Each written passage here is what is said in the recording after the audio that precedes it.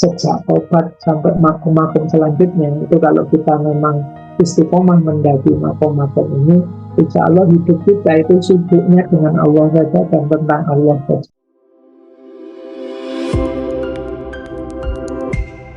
Assalamualaikum warahmatullahi wabarakatuh.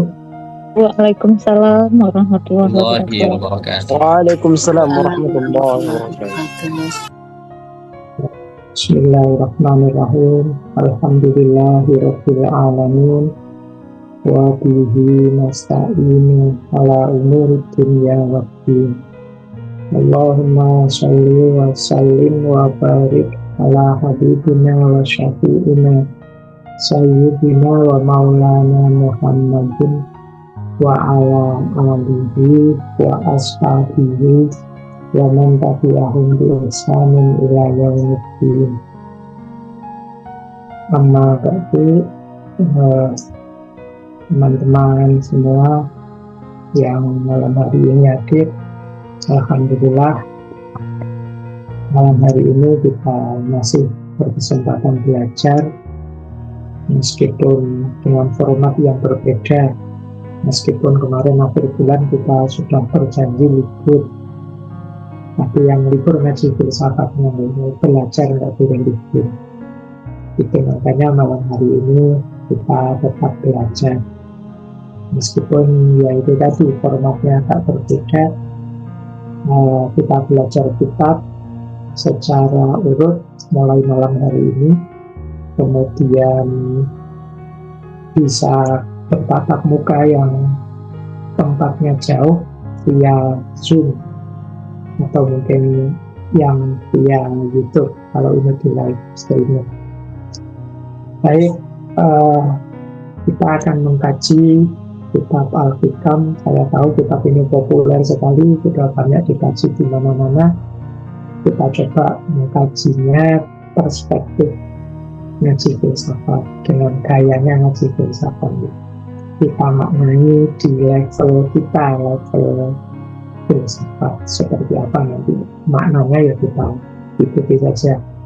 Tentu saja karena ini online, jarak jauh, ya semua harus ikut berpartisipasi. Nanti mungkin suara yang bocor dan lain sebagainya kita hati-hati semua. Juga yang longgar hatinya, karena kadang-kadang ya orang nggak sengaja juga terus kebuka suaranya masuk, nggak apa-apa, kita maklumi saja. Baik, kita mulai. Saya harus share screen biar teman-teman bisa beneran belajar seperti biasanya. Oke, jadi ini kitab yang akan kita kaji mulai bulan Ramadan ini. Kalau di bulan ini kita akan membahasnya setiap hari Rabu malam, insya Allah ya. Semoga kita bisa istiqomah seperti di ngaji filsafat. Jadi kita akan membahas kitab Al-Hikam karya Syekh Ibnu Atha'illah As-Sakandari. Ini kitab yang sudah masyhur sekali. Kita mulai masuk dari matanya saja. Nanti makna-makna bisa kita ambil dari beberapa syarah yang ada, kemudian kita tambah perspektif filsafatnya seperti apa. Saya akan bicara sekitar, ya kita kaji 45 menit sampai 1 jam, kemudian teman-teman boleh kalau ada yang ingin dikonfirmasi atau ditanyakan, atau mungkin ada yang ingin menambahi sesuatu dari materi yang kita bahas malam hari ini. Ini pertama saya tegaskan dulu teman-teman, meskipun ini materinya tasawuf, ini kita levelnya sedang belajar bersama murid. Jadi semoga tidak ada yang anggap saya mursyid gitu. Kita sama-sama belajar, jadi murid dan murid sedang belajar, itu saja. Kita sedang belajar bersama di materi-materi tasawuf. Oke, harusnya saya bukakan langsung kitabnya, teman-teman juga pegang, tapi untuk memudahkan seperti biasa ya, seperti gayanya ngaji filsafat, saya akan buka, saya rinci melalui slide-slide yang memudahkan teman-teman. Oke, saya awali dari sini ya. Ini di setiap kitab biasanya ada tarjamatul mu'allif. Tarjamatul Mu'allif itu biografi pengarangnya. Malam hari ini kita kenali sebentar beliau.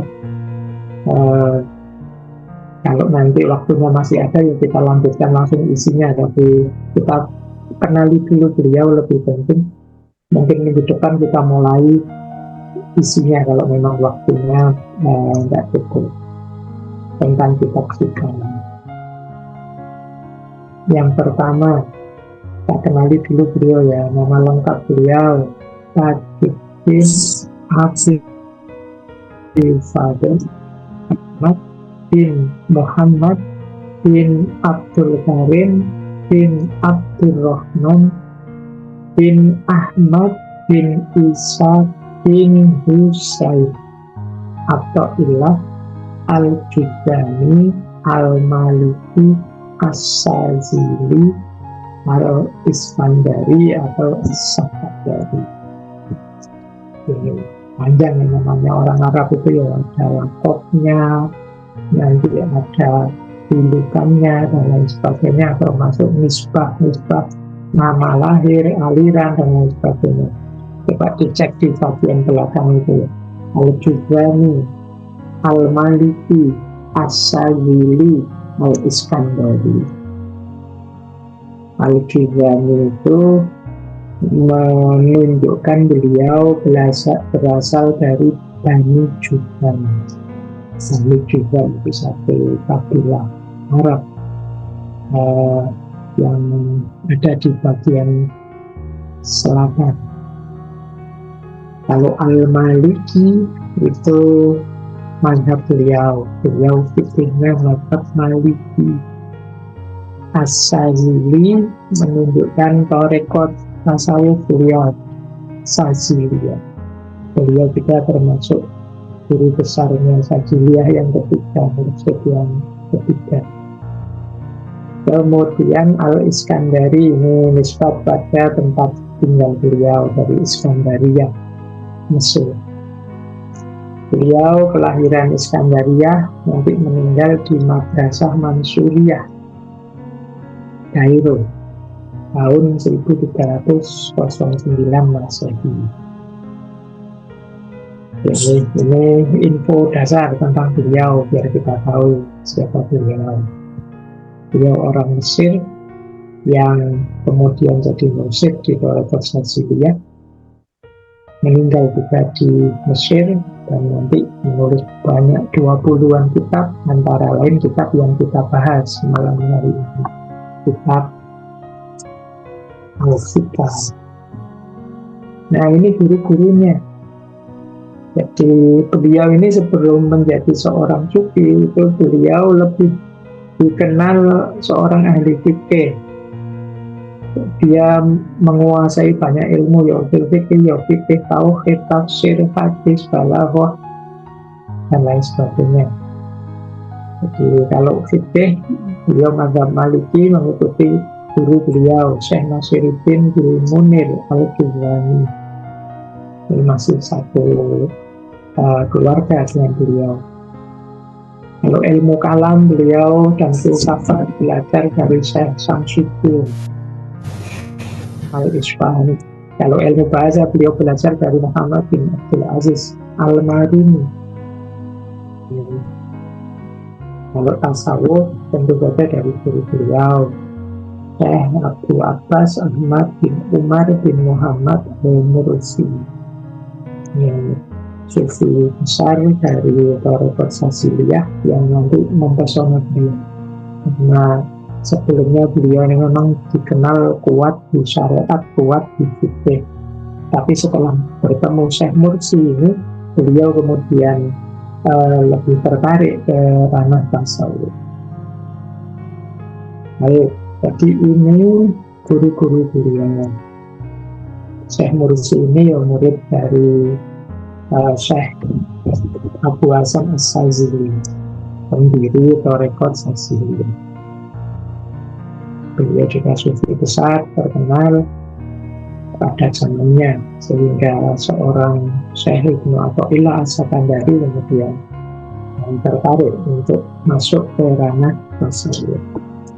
Sebenarnya nanti yang melanjutkan Syekh Mursi ini ada 3. Selain Syekh Ibnu Athaillah As-Sakandari, ada Syekh Yaqut Al-Arsy, kemudian ada Syekh Abdul Fath Al-Madini. Kalau Syekh Ibnu Athaillah ini bergerak ke daerah baratnya Mesir sampai ke Maroko, bahkan sampai ke Spanyol. Kalau Syekh Al-Arsy ini ke daerah selatan dan utara, ke Ethiopia, ke Sudan, dan lain sebagainya. Nah, Syekh Al-Madini itu menyebarkan Thariqat Syadziliyah ke Jazirah Arab, Makkah dan Madinah.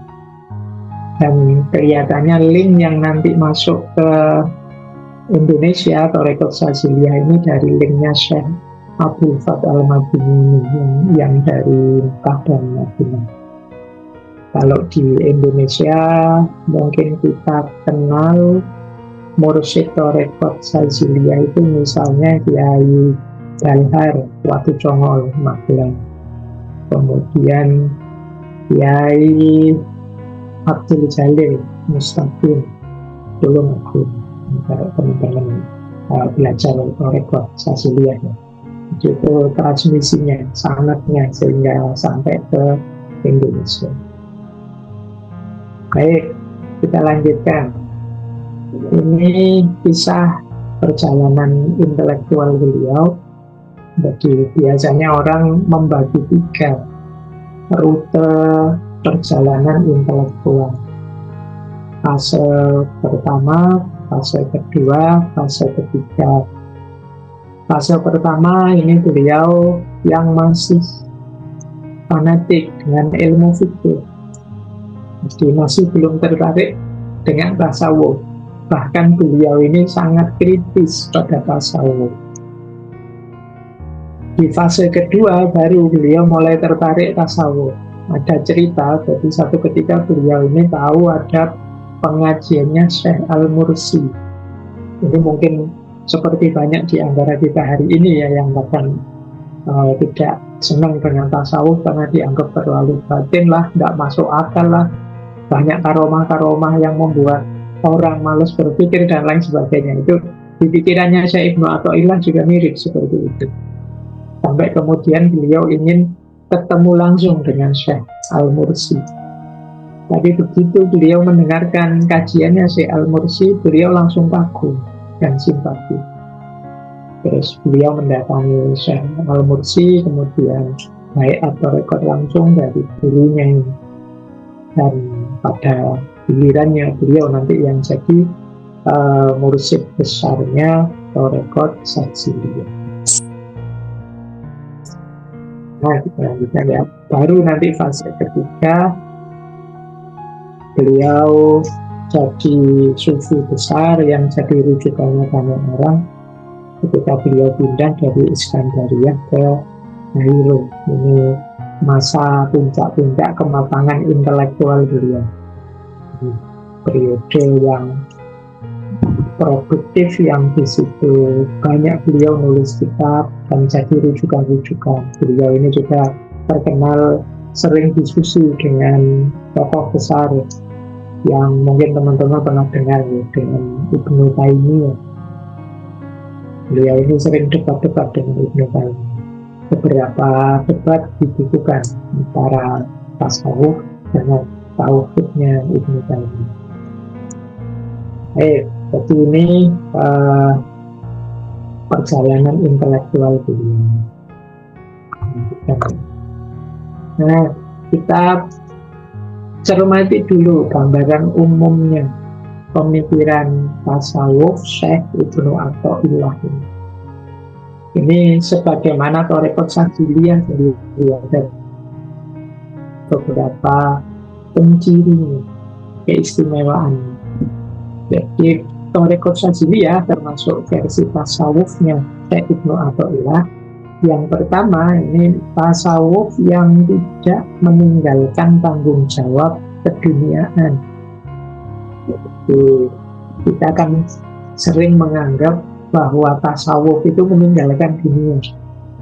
Jadi orang masuk dunia spiritual itu berarti ya dunia nyata, dunia sehari-hari ini yang biasa harus ditinggalkan. Beberapa mungkin punya pandangan nanti saja kalau tua terus meninggalkan pekerjaan, meninggalkan keluarga, nyepi, menyendiri. Itu kan sering kesannya tasawuf itu seperti itu. Tapi kalau di Sajiliyah termasuk pikiran-pikiran Syekh Ibnu Athaillah, jadi tasawuf itu tidak harus meninggalkan tanggung jawab keduniaan.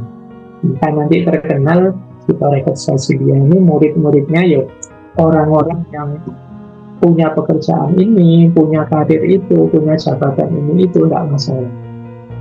Jadi tasawuf yang tidak meninggalkan tanggung jawab keduniaan. Ya meskipun nanti isinya amalan-amalan tarekatnya itu ya sebagaimana tarekat-tarekat yang lain, ada zikirnya, ada uzulahnya dan lain sebagainya, tapi tetap tidak lari dari dunia. Itu ciri pertama. Ciri kedua, tasawufnya Syekh Ibnu Athaillah ini tasawuf yang tidak mengabaikan syariat. Jadi tasawuf yang tidak mengabaikan syariat itu kan untuk menghilangkan kesan, kita kan sering menganggap bahwa tasawuf itu sudah keberagamaan level tinggi. Kalau syariat itu kita sering menganggapnya itu kan keberagamaan level awal, level rendah. Kita sering menganggap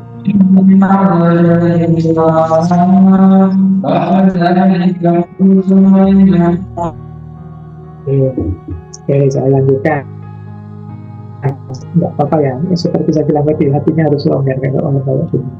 Jadi tasawuf versi Ibnu Athaillah khas Sajiliyah ya tidak mengabaikan syariat. Sholat ya tetap sholat, puasa ya tetap harus puasa. Jadi tidak ada ceritanya wah makomnya sudah tinggi ini tidak perlu sholat lagi, tidak perlu puasa lagi. Jadi syariat, hakikat, tarekat itu satu paket. Semoga kalau tiga ini beres, Allah menganugerahkan makrifat.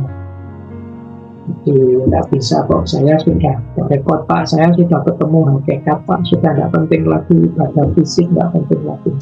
Kalau di Syekh Ibnu Athaillah nanti syariat tetap harus jalan.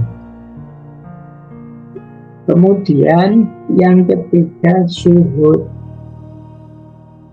Jadi zuhud ini kondisi mental sebenarnya, kondisi jiwa yang sudah tidak terikat lagi dengan dunia, yang isinya hanya Allah saja. Ini berarti kondisi jiwa yang zuhud, kondisi jiwa yang tidak lagi tertarik dengan dunia, tidak berisi dunia. Meskipun ya tetap kalau masih punya tanggung jawab keduniaan dipenuhi, dituntaskan, punya tanggung jawab syariat ya dijalankan, tapi hatinya isinya hanya Allah saja. Ini jiwa yang zuhud. Di dunia di tangan, tidak di hati. Jadi teman-teman sering pakai istilah itu ya. Jadi dunia ini tidak di hati kita, yang di hati kita hanya Allah saja. Atau kita pakai dalil ad-dunya masyru'atul akhirah. Dunia itu tempat bertanam untuk akhirat. Berarti jiwa yang zuhud itu bukan berarti jiwa yang lari dari dunia, tapi jiwa yang sudah tidak jatuh cinta lagi dengan dunia. Jadi jiwa yang isinya hanya Allah saja, sibuknya tentang Allah saja, melakukan apapun diorientasikan sebagai jalan, sebagai jembatan untuk lebih dekat kepada Allah. Nanti kita lihat ya, di banyak hikmah-hikmah di kitab hikam ini arahnya ke sana tuh. Kemudian yang keempat, tidak bergantung kepada harta dunia yang dimiliki. Ingat-ingat ya, istilahnya tidak bergantung, bukan tidak memiliki. Punya, kalau memang kebutuhan kita untuk hidup, kebutuhan kita untuk bersedekah, kebutuhan kita untuk membantu orang lain, kebutuhan kita menafkahi keluarga, ya tentu saja kita punya dunia, kita punya harta, tapi tidak tergantung. tidak tergantung itu ya tidak hanya karena harta itu satu-satunya kemudian kita menganggap bahwa kebahagiaan kita, kesuksesan kita, keberhasilan kita ada di situ. Saya tidak mungkin bahagia Pak kalau tidak punya uang. Saya tidak mungkin senang Pak kalau hartanya tidak ada sama sekali. Kalau kita menganggap begitu, kita sebenarnya tergantung. Tidak tergantung itu ada, alhamdulillah. Tidak ada ya dicari, tapi tidak sampai mengorbankan hal-hal yang lebih penting, yang lebih esensial dalam hidup kita. Jadi itu yang disebut tidak tergantung. Punya alhamdulillah, tidak punya tidak apa-apa. Ya saya cari semampunya biar bisa mencukupi hidup ini. Baik, itu ciri keempat dari tasawufnya Syekh Ibnu Athaillah. Ciri kelima,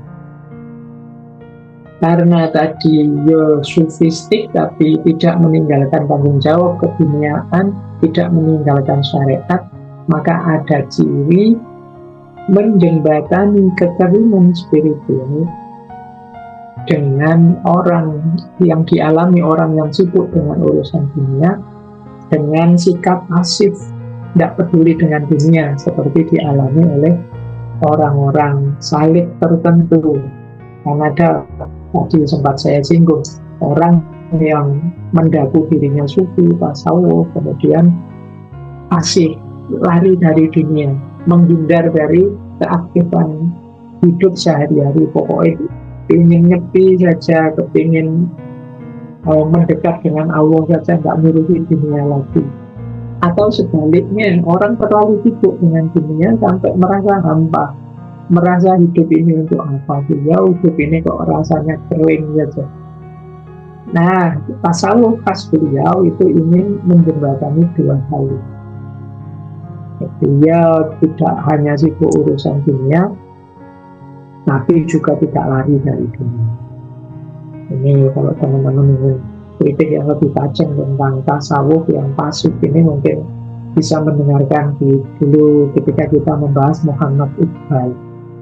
Muhammad Iqbal itu banyak pikiran-pikirannya yang sufistik sebenarnya, tapi beliau sangat kritis terhadap sufi-sufi yang membuat orang terasing dari dunia, jadi menjauh dari keaktifan dunia. Jangan lupa kalau dalam sejarah kita di Indonesia ini banyak sufi-sufi yang berjuang. Bayangkan, sufi ikut perang, memerangi penjajahan, gitu kan, menggabungkan antara keaktifan duniawi dan kedalaman spiritualitas. Kemudian ada ciri tasqiyatun nafas, ciri pembersihan jiwa yang menonjol dalam tasawuf Taziliyah dan juga Syekh Ibnu Athaillah. Itu saya tulis ada 4 yang nanti banyak tersebar di kitab hikam. Yang pertama, riyadohnya dalam tasawuf ya, yang dilakukan adalah akhlak di akhlakillah. Akhlak di akhlakillah itu berakhlak dengan akhlak Allah. Ini maknanya kok bukan terus kita menjadi Allah atau bersatu dengan Allah seperti di beberapa tasawuf, tidak begitu.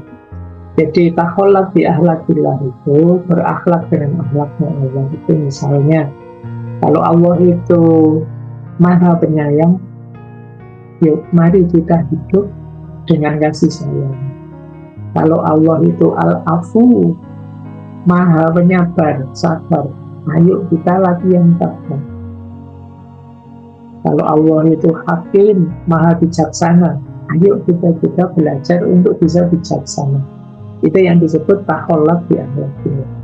Jadi puncaknya akhlak kalau dalam tasawuf itu ya berkarakter, berakhlak sebagaimana akhlaknya Allah. Af'alnya Allah yang dilakukan Allah di alam semesta ini karena untuk menuntun kita bisa kembali kepada ini rumus pertama. Kemudian yang kedua, di antara riyadhah tasqiyatun nafasnya Syekh Ibnu Athaillah yang banyak beliau tekankan adalah tentu saja syariat, tetap menjalankan perintahnya. Kemudian yang ketiga, menguasai hawa nafsunya, pengendalian diri. Itu yang mungkin penting untuk kita hari ini. Problem kita sebagian besar sebenarnya berkenaan dengan kemampuan kita mengendalikan diri. Dan yang keempat, menumbuhkan kesadaran kebersamaan dengannya. Jadi mari kita sadari hadirnya Allah senantiasa. Jadi kita perlu agak riadah, perlu agak latihan. Jadi melatih untuk senantiasa menyadari Allah hadir. Karena diri kita, jiwa kita, hati kita itu kalau tidak dilatih sering-sering, ya dia pasti akan lupa. Jangankan dalam kesibukan duniawi, wong ngaji seperti ini, temanya tentang Allah, itu kadang-kadang Allah tidak hadir. Kita lupa Allah. Nah, ini diantara yang banyak ditekankan oleh Syekh Ibnu Athaillah, senantiasa berusaha menyadari hadirnya Allah dalam keseharian kita. Ini ciri-ciri awal dari pikiran-pikiran Buria yang nanti didetailkan di hikmah-hikmahnya kita. Nah, ada lagi konsep yang menarik, yang terkenal dari Syekh Ibnu Athaillah, yaitu konsep uzlah dan khalwah. Nah, ini menarik. Tadi kan ada zuhud, ini definisinya agak dekat. Tiga hal ini orang sering ragu. Zuhud, uzlah, dan khalwah. Jadi kalau zuhud itu kondisi mental. Kalau uzlah, kalau itu kondisi mental yang tidak lagi tertarik dengan dunia. Kalau uzlah adalah ketika kita mengambil jarak, mengontrol diri dari tipu daya dunia. Ini namanya uzlah. Uzlah itu sifatnya maknawi, bukan hakiki. Maksudnya maknawi itu bisa saja kita masih campur dengan orang banyak, sehari-hari masih terlibat dengan kesibukan bersama masyarakat, bersama orang lain, tapi batin kita berjaya untuk menjaga diri kita agar tidak terperdaya. Itu namanya uzlah, menjauh. Kalau orang Jawa yang uzlah maknawi ini mungkin ada istilah topo ngerame. Topo ngerame itu bertapa jiwanya, tapi dalam keramaian. Meskipun dikelilingi banyak orang, batinnya tetap kesadarannya kesadaran Allah. Jadi menjaga diri dari tipu daya dunia dengan cara selalu mengontrol dirinya. Jadi dalam keramaian kita tetap menyadari diri untuk mengontrol diri. Jadi tidak hanya kalau orang lain mungkin mancing kita untuk melakukan hal yang negatif, yang maksiat, yang dosa, kita bisa mengendalikan diri kita. Ini berarti kita punya kualifikasi uzlah. Nah, ada lagi istilah khalwah. Kalau khalwah ini baru kita benar-benar memutus hubungan secara hakiki dengan makhluk, dengan yang lain. Untuk Allah saja. Kadang-kadang kalau khalwah ini mungkin di pesantren tertentu atau di torekot tertentu itu dibuatkan ruangan sendiri. Biasanya cukup hanya untuk satu badan, untuk sujud, untuk sholat yang tidak terlalu luas. Mungkin sekitar 1 meter kali berapa. Jadi semacam satu bilik yang sangat kecil, hanya untuk saya sendiri.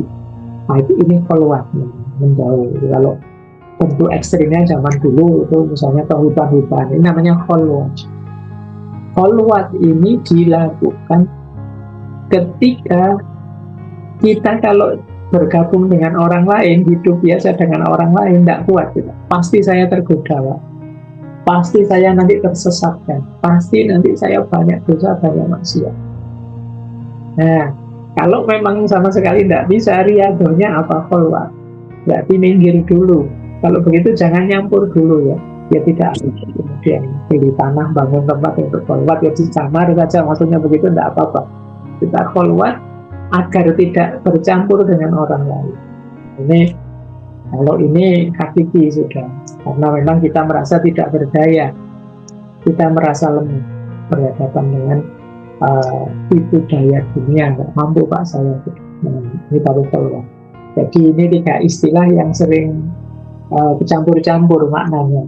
Zuhud, uzlah, kholwat.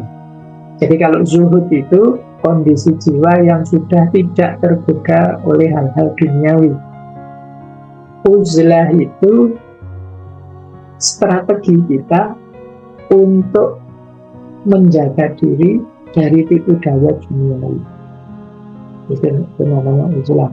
Ya bisa dalam keramaian atau kita menyendiri, bisa saja begitu. Ramai bisa, sendiri bisa, itu.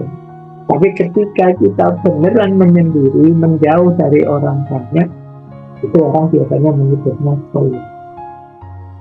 Boleh saja kita petik ya, kholwat itu bagian dari uzlah. Uzlah itu tujuannya untuk membentuk jiwa yang hidup menjadi seorang zahid. Untuk jadi zahid, mental kita perlu melakukan uzlah, mengontrol diri kita, mengambil jarak dari dunia. Kalau uzlah yang sifatnya maknawi masih belum bisa menumbuhkan mental zuhud, kita jalankan yang sifatnya hakiki, namanya kholwat. Kholwat ini memutus hubungan langsung dengan keramaian, kita benar-benar menyendiri. Jadi ada jenjangnya. Kalau teman-teman nggak bisa Pak, saya ngerti sama sekali, menjauh sama sekali dari keramaian, saya nggak bisa Pak. Aktivitas saya, pekerjaan saya misalnya ya, mari kita latihan mengontrol diri kita meskipun dalam keramaian.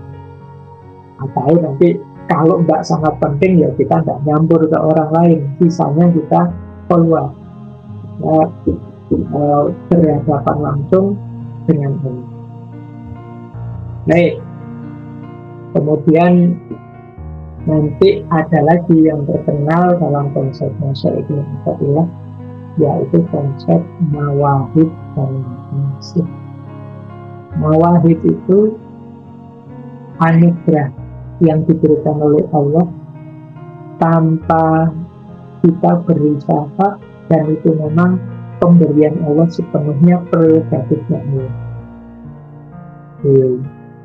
Ada kalanya kita tidak perlu riadah, tiba-tiba oleh Allah diberi kualifikasi itu. Tiba-tiba kita makrifah, tiba-tiba kita mencapai makom yang tinggi. Itu namanya mawahib.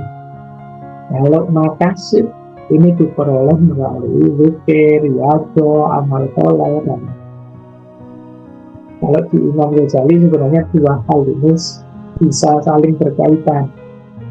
Diawali dari makasih, pada akhirnya kita mendapatkan mawahib. Jadi diawali dengan upaya kita, kesungguhan kita untuk lebih dekat dengan Allah, dan pada akhirnya Allah ridho, maka Allah hadir memilihkan yang terbaik, memberikan yang terbaik pada kita. Ini dua jalan menuju puncak. Baik, saya lanjutkan. Jadi ini ciri-cirinya ya, nanti ketika kita nanti mulai mengupas satu-satu hikmah dalam kitab kita, itu tidak akan jauh-jauh dari ciri-ciri ini. Nah, coba kita lihat sekarang. Inilah rute suluk makomat menurut Syekh Ibnu Athaillah. Kalau kita ingin lebih dekat dengan Allah, ini rute yang harus kita tempuh. Rute makom. Ya, bulan yang lalu kita belajar tentang perjalanan spiritual. Nah, perjalanan spiritual rutenya kalau versi beliau ini diawali dari taubat, setelah itu juhud, setelah itu sabar, setelah itu syukur, setelah itu khauf, kemudian roja, setelah roja ridho, setelah ridho tawakal, setelah tawakal mohon. Diawali dengan tobat, dipuncai dengan nah itu lahirnya rasa cinta kepada Allah. Tobat itu puncaknya pembersihan jiwa. Di hampir semua makom dalam konsepnya para sufi itu selalu diawali dengan tobat. Setelah bertobat, kemudian zuhud, seperti saya jelaskan tadi. Jadi berupaya membentuk jiwa kita agar tidak lagi tertarik dan tergoda dengan dunia. Jadi setelah tobat terus zuhud. Setelah zuhud naik lagi makom sabar. Sabar ini ya tidak sekedar sabar dari, tapi kita sabar untuk sabar dari itu, sabar dari godaan, sabar dari gangguan, sabar dari kesulitan hidup. Kemudian sabar untuk itu ya bahasa lainnya istiqomah. Kebaikan apapun, amal apapun, ibadah apapun, riadah apapun, mari kita istiqomah. Jadi setelah jiwa kita bersih, kemudian tidak lagi tertarik dengan dunia, kita isi dengan kebaikan secara akal. Kemudian syukur. Orang kalau sudah nyampe di titik sabar, dia adalah orang yang luar biasa. Untuk terhindar dari kesombongan, merasa diri hebat, merasa diri kita, dia harus naik ke level selanjutnya syukur. Syukur itu kesadaran bahwa apapun capaianku, apapun keberhasilan yang aku raih saat ini, hakikatnya adalah anugerahnya Allah. Bukan karena aku sedikit pun. Kalau Allah tidak mengizinkan, tidak mungkin aku sampai di titik ini. Godaannya orang yang sudah sukses di makom sebelumnya, sukses tobat, sukses zuhud misalnya, sukses sabar, itu dia merasa mampu, merasa bisa, merasa lebih tinggi dari yang lain. Dia lupa bahwa sukses besarnya itu tentu saja karena Allah. Tidak mungkin, kalau Allah tidak mengizinkan, tidak mungkin kita sampai di level itu. Karena ada cerita yang terkenal sekali, mungkin sering kalau kutip. Ketika Robiah Al-Adawiyah, sufi perempuan yang masyhur, ditanya oleh seorang temannya, dia tanyanya begini, wahai Robiah, kalau saya bertobat, apa saya nanti akan diampuni oleh Allah? Jawabannya Robiah, kalimatnya terbalik. Kalimat yang benar adalah, kalau engkau diampuni oleh Allah, maka engkau akan bergerak untuk bertobat. Jadi, ya ini makna jauhnya. Ketika kita sadar untuk tobat, itu sebenarnya Allah yang memang membukakan hati kita, menyadarkan kita, menggerakkan kita untuk bertobat. Berarti memang Allah sudah siap untuk mengampuni kita. Allah sudah mengampuni kita, makanya kita dibukakan jalan untuk sadar dan tobat. Makanya kata Robiah, kalimatnya terbalik. Kalau engkau sudah diampuni Allah, maka engkau akan tobat. Kalau Allah tidak mau mengampuni kita, ya tidak akan terbuka hati kita untuk bertobat. Jadi ketika kita sadar bertobat, itu saat itu sebenarnya Allah sedang mengampuni kita. Ini istilahnya Robiah, mungkin untuk membuat kita tidak merasa sombong, merasa bisa, merasa mampu di makom. Makanya makom selanjutnya syukur. Mari kita syukuri keadaan kita, kondisi kita, segala nikmatnya. Kita dibuka hati oleh Allah, malah hari ini mau belajar, itu juga harus kita syukuri. Ada banyak yang lain yang dibuka untuk hal-hal yang negatif, mengarah pada hal-hal yang merusak hidupnya. Kita harus bersyukur. Setelah syukur, Khauf itu rasa takut kepada Allah dalam banyak aspek. Takut apakah pengabdianku sudah cukup, takut apakah segala amal baik ini akan diterima, takut jangan-jangan Allah masih murka padaku, Allah tidak ridho dengan yang aku lakukan, yang aku katakan, yang aku posting dan lain sebagainya. Ini namanya tahu. Saya melakukan ini, saya tahu ini agak salah, jangan-jangan Allah murka gara-gara itu, jangan-jangan Allah marah pada yang tahu. Kau akan mengontrol kita, mengendalikan kita. Tapi kan kita ada rumus mengendalikan diri dari godaan dunia. Itu kuncinya di punyalah rasa takut. Kalau kita nggak punya rasa takut sama sekali, mesti kita sembrono. Nah, cuma nanti setelah khauf kita harus naik level lagi roja. Karena khauf kalau kita nggak naik ke roja, khauf saja hidup ini bisa menjadi putus asa tanpa harapan. Mari kemudian kita naik level roja itu penuh harap pada Allah bahwa Allah pasti akan mendampingi kita, Allah pasti akan memberikan yang terbaik untuk hidup kita. Dan selanjutnya lebih tinggi dari roja itu ridho. Kalau sudah ridho itu sebenarnya khauf dan roja ini tidak terlalu urgent lagi. Orang yang sudah nyampe di makom ridho, apapun yang diberikan oleh Allah siap menerima. Ini orang di makom ridho, dikasih tahu, saya terima ya Allah pemberianmu, dikasih semua, saya terima kita ini pemberianmu, karena aku tahu apapun pemberianmu pasti untuk yang terbaik dalam hidupku. Ini makom ridho kita melampaui khauf dan roja. Di atas ridho ada tawakal.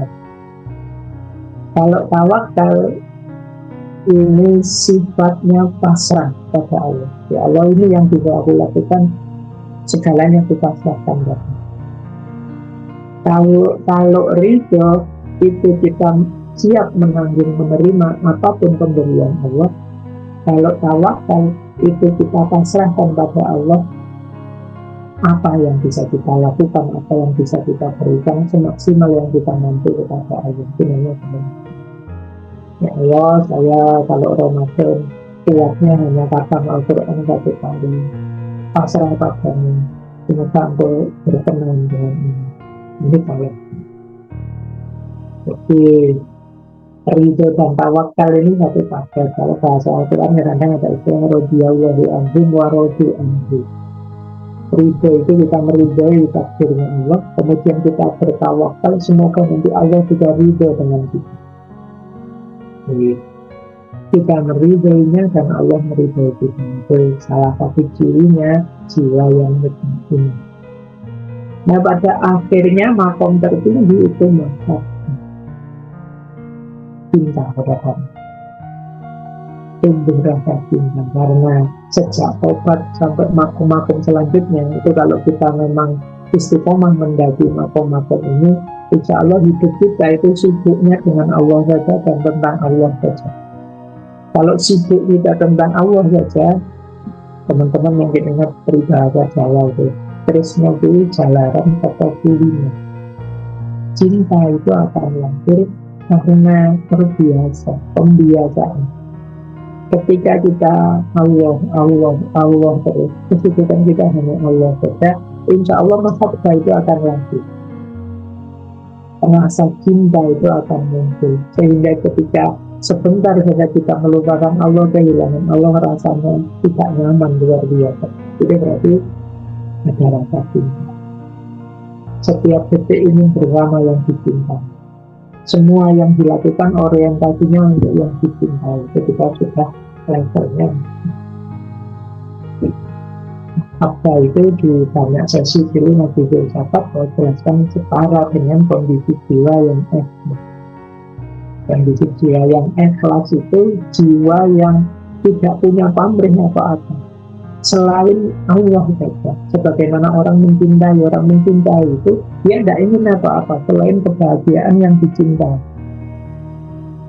Ini cuma ya tidak bisa instan, tidak bisa kita di mulut saja bilang saya cinta sama Allah, tidak segampang itu.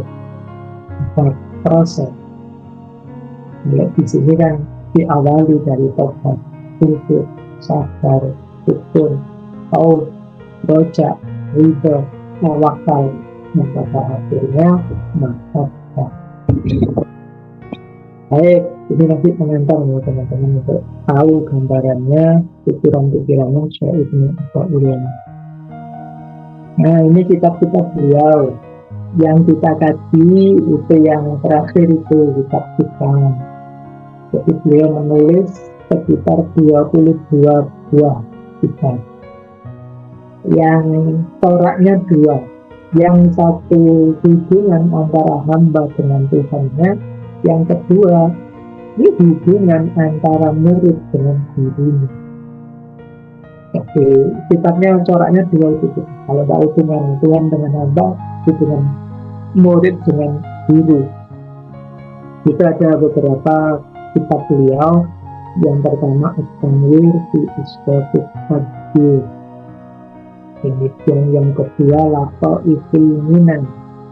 Ini beliau menceritakan tentang guru-guru beliau, murid dari Barokat Al-Juliyah, di mana itu Syekh Abdul Abbas Al-Mursi wa Syaifihi As-Sajili Nabil. Ceritakan guru beliau Syekh Abdul Abbas Mursi dan gurunya Syekh Ahyasan As-Sajili. Kemudian Tajul Arus Al-Hawi Litahdidin Nusus Miftahul Falah wa Miftahul Arwah fi Zikrillahil Karim Al-Fatah. Kemudian Al-Qaul Al-Mujarrad fil Ismul Mufrad. Untuk saya tahu beberapa sudah diterjemahkan, teman-teman boleh mencarinya. Cuma untuk kita akan belajar kitab hikam. Jadi kitab hikam itu nanti polanya aforisme. Kayak teman-teman yang rajin ngaji filsafat, pola aforisma itu pola semacam quote pendek yang setiap quote itu maknanya dalam, sehingga sifatnya terbuka, orang memaknai, menafsirkan sesuai perspektif kebutuhan dan level berpikirnya. Itu istimewanya aforisme. Di kalimat-kalimat pendek dengan makna dalam. Misalnya orang ahli apa, ya dia membacanya akan dimaknai sesuai konteks dirinya. Nah, di kitab itu ada 264 versi, kurang lebih ya, karena kadang-kadang di cetakan tertentu itu bisa lebih bisa kurang, tergantung cara memanggal aforisme, cara metode. Kalau di naskah aslinya ya disambung saja semua titik, kemudian titiknya. Nanti di syarah tertentu atau terjemahan tertentu 3 titik dianggap satu aforisme. Itu yang membuat kemudian jadi tidak berlanjut. Ya, urutan jumlah nanti kita bisa dimaklumi, tapi maknanya yang jelas itu. Kalau isi sifatnya sudah kategorinya jelas. Isinya 3, tauhid, akhlak, dan berita. Kita akan banyak membahas itu di dalam. Nah, isinya kita hitam nanti kalau kita sudah kaji ya, tentu saja pandangan-pandangan fikisme, ada beberapa konsep-konsep dan teori dasar tasawuf, kemudian nasihat-nasihat untuk para murid dan sahabat beliau, dan munajat. Munajat itu semacam obrolan kita tahu di Madian, kita ngobrol dengan Allah. Jadi 264 tadi, kalau kategori ya bisa 3 itu. Pandangan fikihnya, mau sehat untuk para sahabat dan muridnya, kemudian mengajar. Baik, nah, tadi sudah saya sebut dua tokoh mursyid yang dekat dengan era kita, saya Kiai Abdul Jalil Mustaqim, Kiai Jalfar Latifah. Kalau dalam sejarah itu dikatakan masuknya kitab kita itu dari beberapa ulama.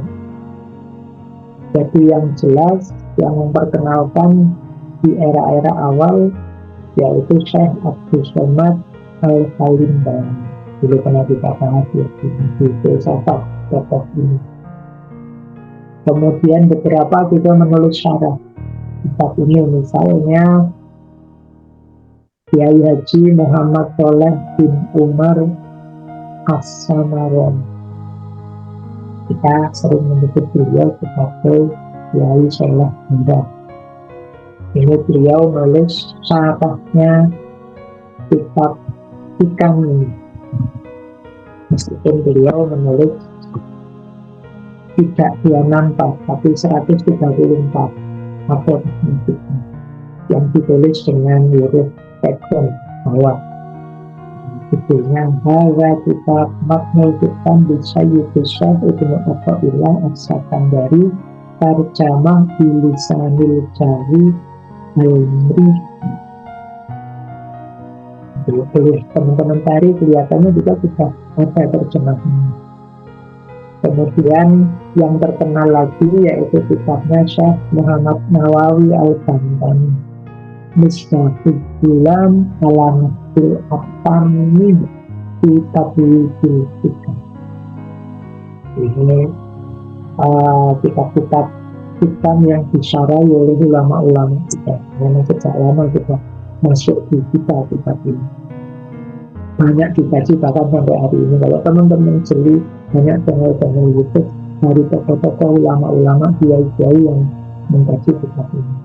Makanya mungkin nanti di kita mungkin merefresh saja atau mengambil perspektif yang lebih filosofis bagaimana karakternya Nabi filsafat. Nah, ini untuk para sulit. Yang kutipan pendapatnya Syekh Abdul Somad Al-Salimban tentang kitab hikam. Ini diambil dari karya Syekh Al-Salimban yang judulnya Syairus Salikin. Untuk teman-teman yang belajar tasawuf, untuk teman-teman yang mungkin ingin melakukan suluk kemudian ingin belajar, kitab-kitab tasawuf itu oleh beliau Syekh Salimban dikategorikan tiga level. Ini tingkatan. Ada level mubtadi', ada level mutawasid, ada level muntahi. Ini coba perhatikan ya. Ini saya nggak berani meminta teman-teman untuk saya ada di mana, teman-teman ada di mana. Kalau pakai ini kita harus mulai dari kitab-kitab mubtadi'. Jadi kitab-kitab mubtadi' itu untuk para pemula yang belajar tasawuf, ya belajarnya kitab mubtadi'.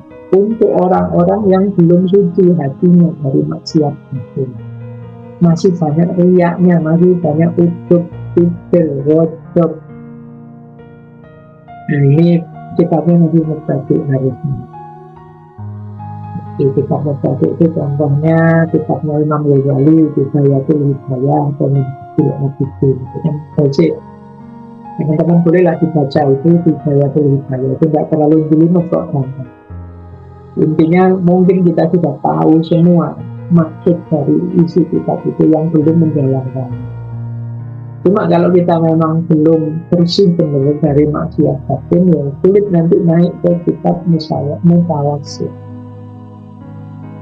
Jadi kalau kita sudah bersih dari maksiat-maksiat yang sudah jelas maksiat, riya, pikir dan lain sebagainya, kita boleh merambah ke kitab-kitab mutawasid.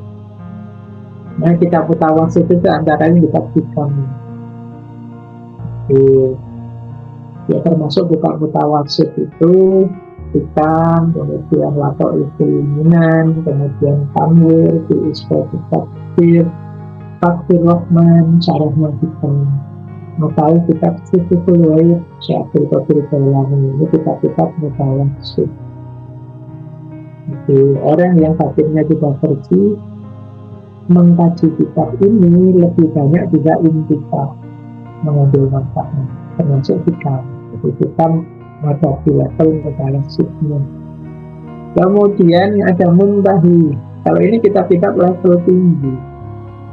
Kalau ini orang yang bersih hatinya sekaligus suci. Suci itu berarti isi hatinya hanya Allah saja. Dia tidak sibuk apa-apa lagi selain Allah saja. Ini kitab muntahi. Orang-orang yang level tasawufnya sudah tinggi.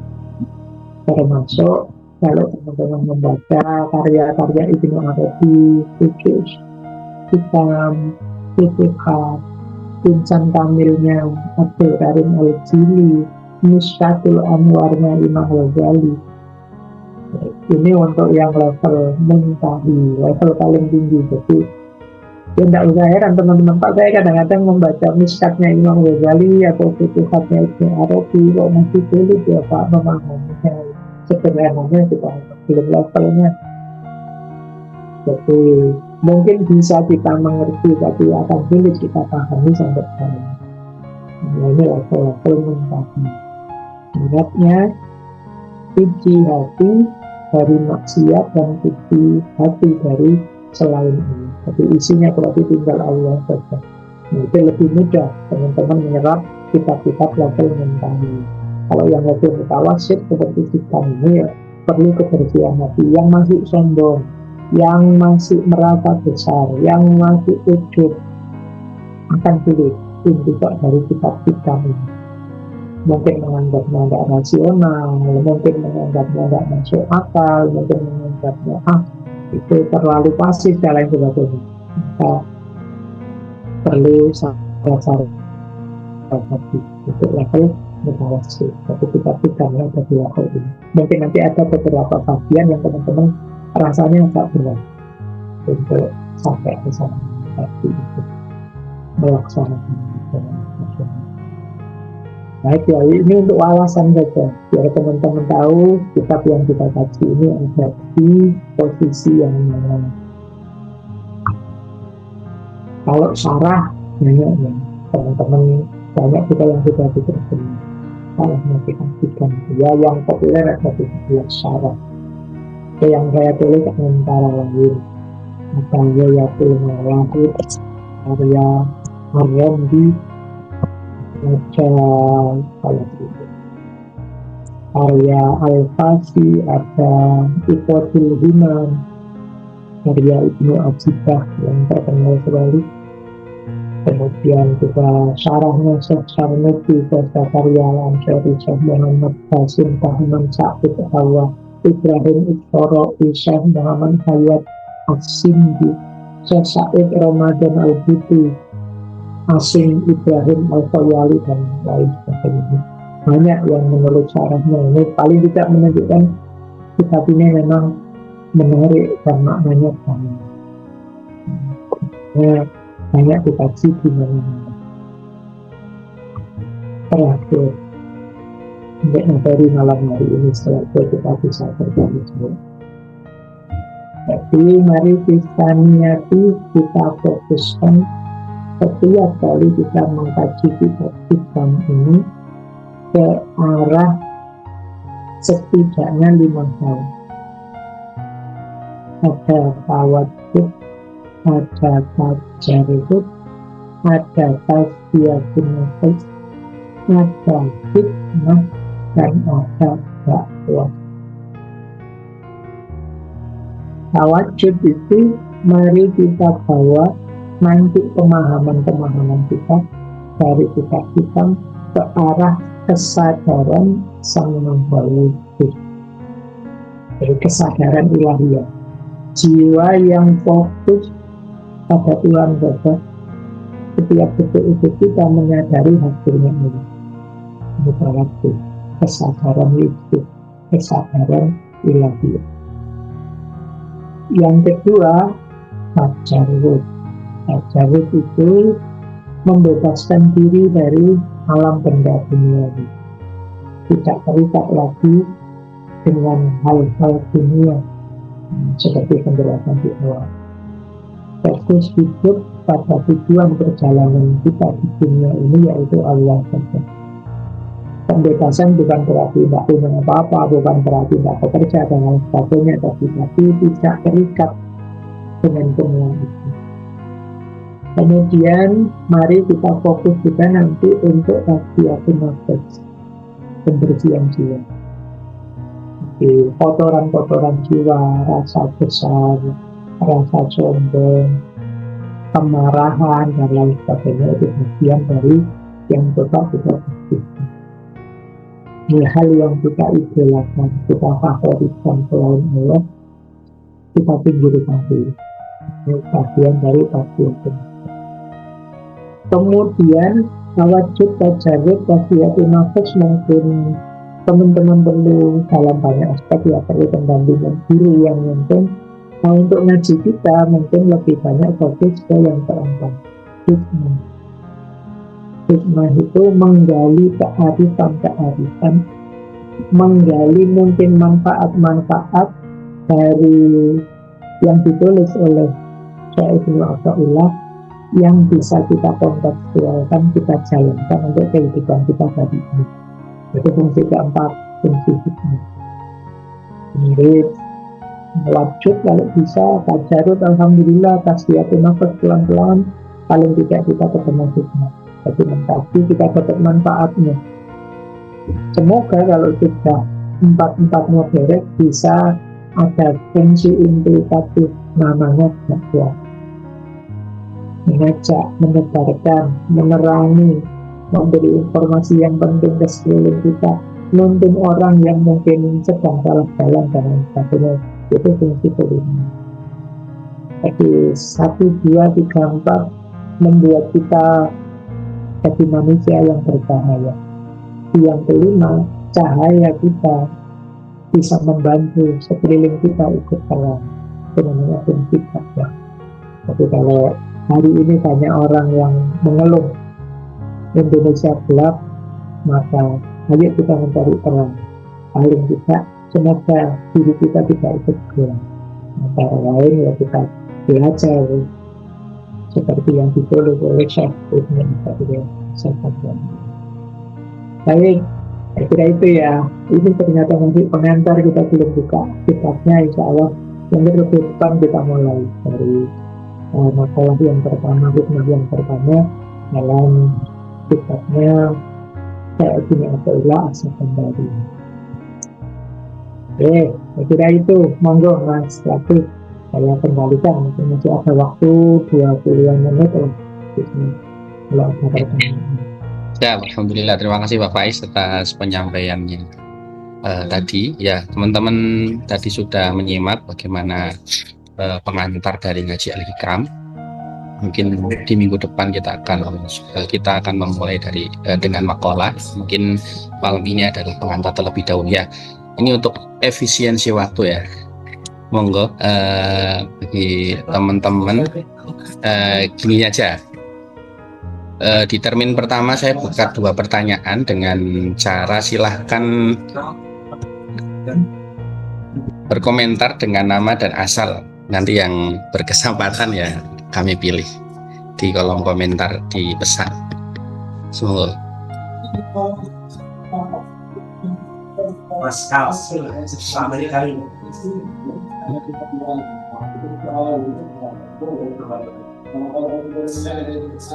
monggo, ada yang mau bertanya bisa mengajukan diri dulu, nama dan asal melalui kolom komentar pesan obrolan. Oke, 1. Ya, baik. Saya tutup sementara. Ini ada 2 nama yang masuk. Nanti secara urut. Yang pertama Mbak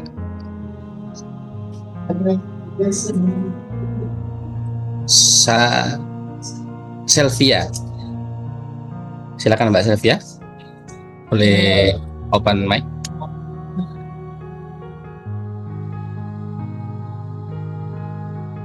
Halo.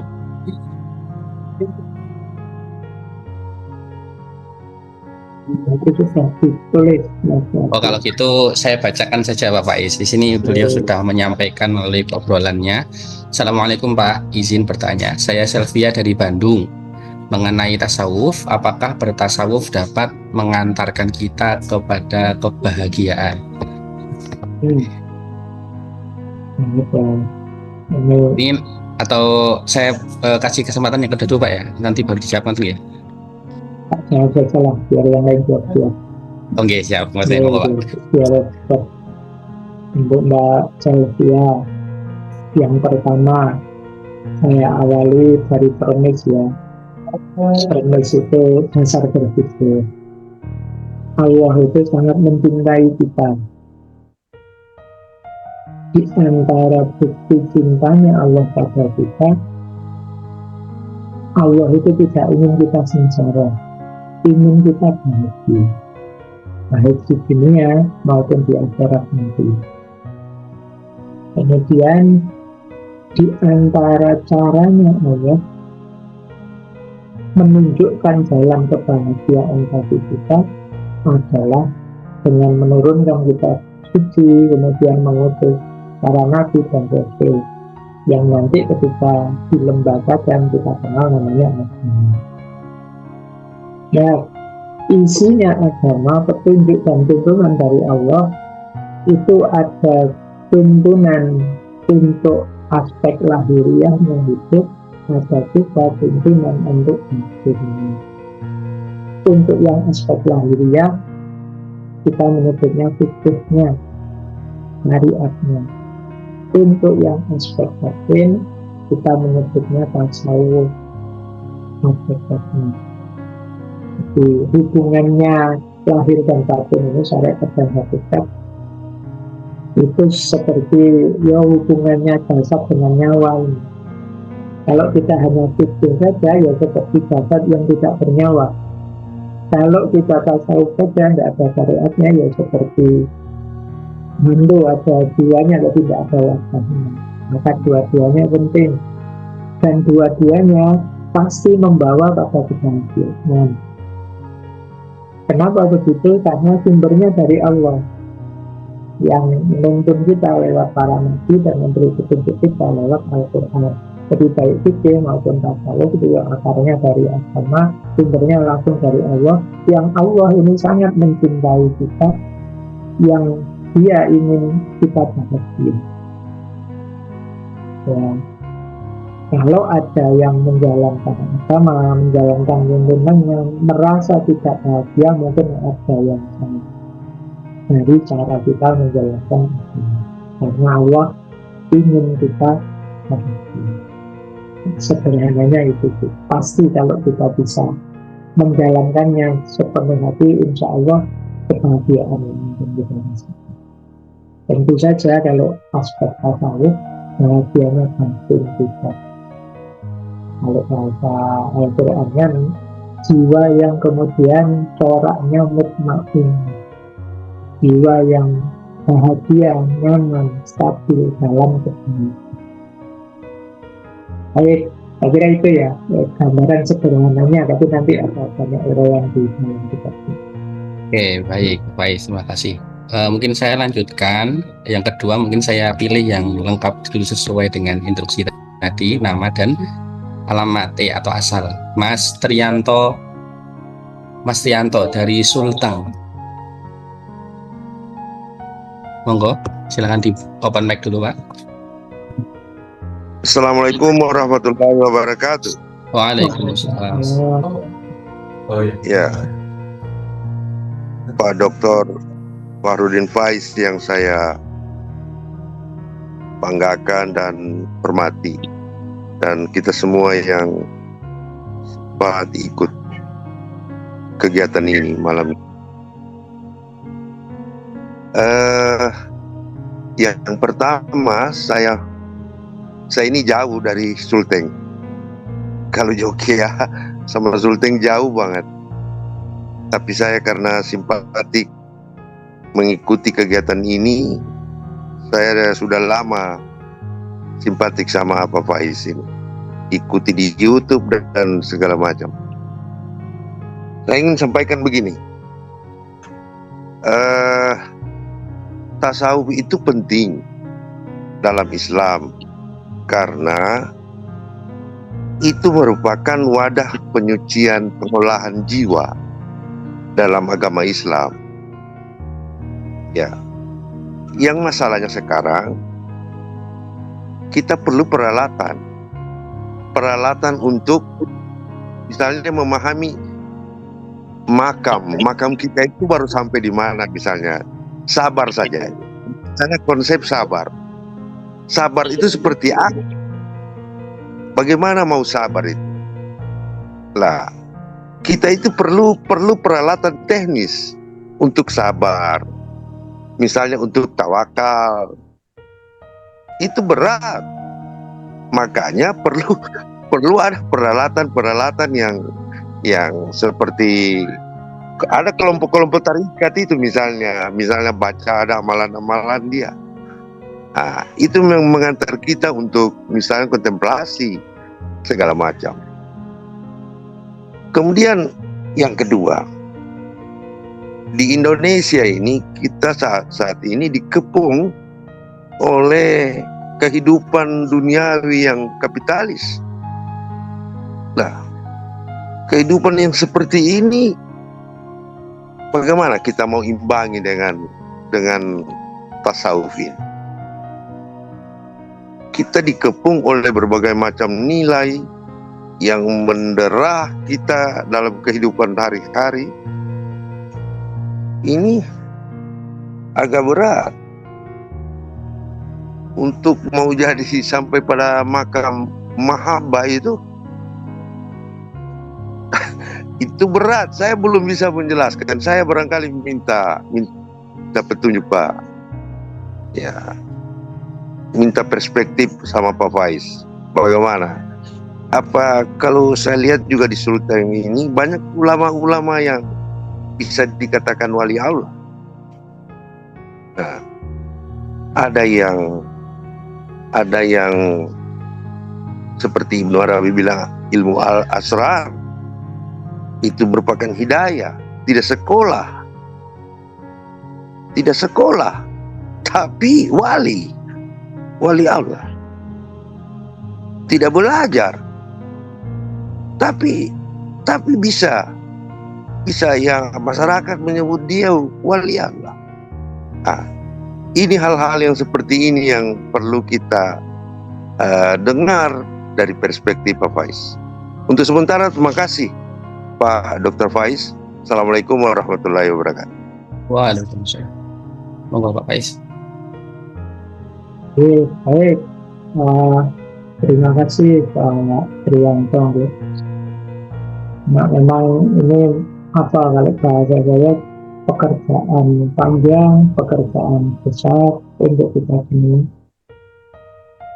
membangkitkan kesadaran kita tentang kompleksnya hidup ini, multidimensinya hidup ini, ada lahir, ada batin, ada jiwa yang perlu dijaga, ada hidup yang perlu diorientasikan ke jalan yang benar dan yang benar. Ya, seperti saya bilang tadi, jika di banyak versi Nabi filsafat, tidak mungkin yang segala macam teori level tinggi, apakah itu filsafat, apakah itu tasawuf, bisa kita hidupkan seketika. Memang pelan-pelan harus kita jalani setahap demi setahap. Makanya tadi kayak makomat tadi levelnya jenjang-jenjang. Tentu saja modal paling awal dari semua itu adalah ilmu. Modal paling awal kita, modal ilmunya. Maka kalau yang di ngaji kita ini sebenarnya saya teman-teman tertarik saja, sadar saja bahwa ada ranah yang perlu kita hidupkan, ada sisi spiritual yang perlu kita nyalakan dalam diri kita. Itu menurut saya sudah luar biasa. Tapi lebih detailnya tentu saja teman-teman harus lebih lagi memperdalam ilmu. Alhamdulillah kalau ketemu guru yang bisa membantu, ini akan lebih kondusif. Makanya tadi di awal saya bilang Ini kita belajar sesama murid ya, semoga tidak menganggap saya tidak level atau makomnya tinggi. Kita sama-sama belajar nasihat untuk dapat ilmu. Semoga nanti ilmu yang kita dapat pelan-pelan bisa kita terjemahkan, bisa kita hidupkan. Kayak di ngaji filsafat kadang-kadang saya spill tema taubat satu versi, nanti tema sabar satu versi, tema mahabbah satu versi. Paling tidak kita sedang bergerak di level ilmu. Semoga teman-teman nanti bisa tidak berhenti belajar, teman-teman bisa terus nambah ilmu, syukur-syukur nanti ada yang muncul. Baik, jadi ini yang disampaikan Pak Priyanto ini sebenarnya ya peringatan untuk kita semua, penyadaran untuk kita semua bahwa ini sesuatu yang penting dan besar. Itu perlu kesungguhan kita untuk menempuh untuk berbagi.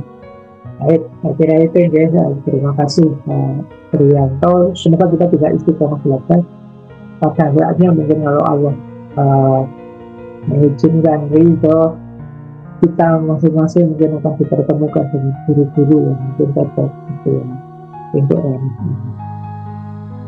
Baik, itu untuk Pak Priyanto. Oke, ya. Mungkin satu lagi Pak, Pak Faiz.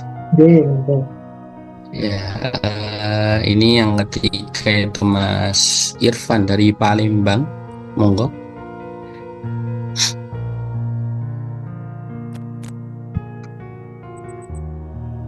Baik, silakan. Terima kasih atas kesempatan Mas Latif. Sini saya akan tanya pada Pak Faiz.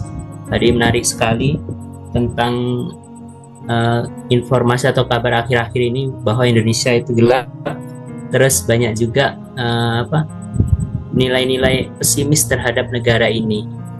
Nah, kita kan kajian dari kitab ini lebih mengkaji kepada manfaat-manfaatnya tadi. Nah, dari kedua hal tadi, antara nilai-nilai yang sifatnya pesimis terhadap negara ini, kemudian kita mengkaji juga tentang manfaat-manfaat, utamanya di kitab Al-Hikam ini, kira-kira nilai praktik yang bisa kita lakukan itu seperti apa, yang sekiranya mudah dan bisa kita lakukan dari hal-hal yang terkecil. Itu bagaimana Pak Faiz? Terima kasih. Iya, Pak Faiz. Baik, kita kalau untuk seperti apa sih kita bisa mengambil manfaat, kita bisa intifak dari kitab Hikam ini untuk kehidupan hari ini. Nanti kita pelan-pelan akan kita uraikan, karena kita akan ketemunya nanti di setiap Rabu. Semoga nanti ada lanjutannya setelah Ramadan kalau ini Allah mengizinkan. Jadi di awal tadi saya bilang bahwa kita hari ini mari kita akui ada banyak masalah, tentu saja, dan tidak ada fase hidup manusia yang minim masalah. Di era kapanpun akan selalu ada problem, akan selalu ada masalah. Yang penting mari kita pertama kita jaga diri kita sendiri agar tetap akal sehat kita jalan, badan kita juga tetap sehat, hati tetap jernih. Kemudian tidak lupa spiritualitas kita tetap terjaga. Apapun yang kita lakukan, apapun solusi menurut kita atas problem yang kita anggap gelap, kita anggap sulit untuk hari ini, mari tentu saja pertama-tama kita jaga diri kita sendiri dulu, nomor satu itu. Kemudian seperti tadi saya bilang, gelapnya Indonesia kalau kata teman-teman yang oleh Nabi Irfan disebut ini pesimisme. Yang jelas pertama jangan sampai membuat diri kita juga ikut jadi jangan sampai membuat kita pikiran gelap, membuat hati kita gelap, membuat kejernihan spiritual kita terhalang. Justru dengan kita menjaga diri kita tetap terang, semoga kita bisa menyumbangkan situasi terang di sekeliling kita meskipun dalam skala yang sangat terbatas. Tentu saja ketika ada masalah kita gelisah, tapi semoga tidak panik, semoga tidak pintu pikirannya tidak gelap melakukan hal-hal yang kontraproduktif. Tentu saja pesimis, semoga tidak jadi mental kita ingin segalanya jadi lebih baik, mari kita yakin kita mampu kok. Jangan putus asa, kenapa? Kita punya Tuhan, kita ada Allah. Mari kita hindari diksi-diksi putus asa. Wah, nggak mungkin kita bangkit, nggak mungkin kita maju, kita sudah sehancur ini, kita sudah paling mentok pun di titik terakhir kita tidak boleh lupa bahwa masih ada Allah. Jangan sampai kemudian kita lupa diri, pikiran gelap, putus asa.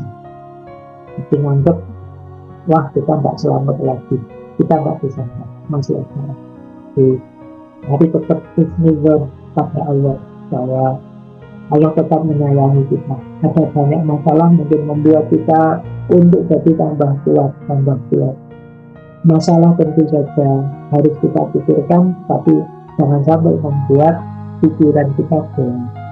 Masalah mungkin membuat hati kita sedih, tapi jangan sampai hati kita nggak jernih. Ada banyak masalah mungkin menyibukkan kita dalam banyak hal, tapi jangan lupa perjalanan kita yang paling hakiki di dunia ini ya perjalanan hidup. Ini menurut saya kesabaran kita dalam ini tetap berjuang, tetap mencari solusi yang terbaik untuk bangsa ini. Tanpa harus jadi gelap. Mungkin situasinya sedang gelap, semoga kita bisa jadi terang, meskipun untuk skup yang terbatas kita dan lingkungan kita. Baik, kemudian yang dari hikam, insya Allah ya nanti kita mungkin mulai rebuh depan kita kupas hikmah per hikmah yang dari situ kita cari relevansinya untuk kehidupan kita. Semoga dari situ kita dapat banyak manfaat, karena judulnya saja sudah hikam itu jamak dari hikmah. Kalau makna letternya kita terjemahkan kebijaksanaan, atau kalau versinya Ibnu Sina yang nama lainnya filsafat itu ya hikmah. Nah ini tidak hanya satu hikmah tapi banyak hikmah di satu kitab. Itu yang menarik kita gali nanti ya di ngaji kita, ngaji hikam ini. Kira-kira kita bisa mengambil manfaat apa selain manfaat fisik tadi. Mungkin kita bisa mengambil manfaat sosial, manfaat budaya, manfaat kebangsaan dan lain-lain, sedikit demi sedikit untuk kehidupan kita sangat baik. Saya kira itu Mas Irfan.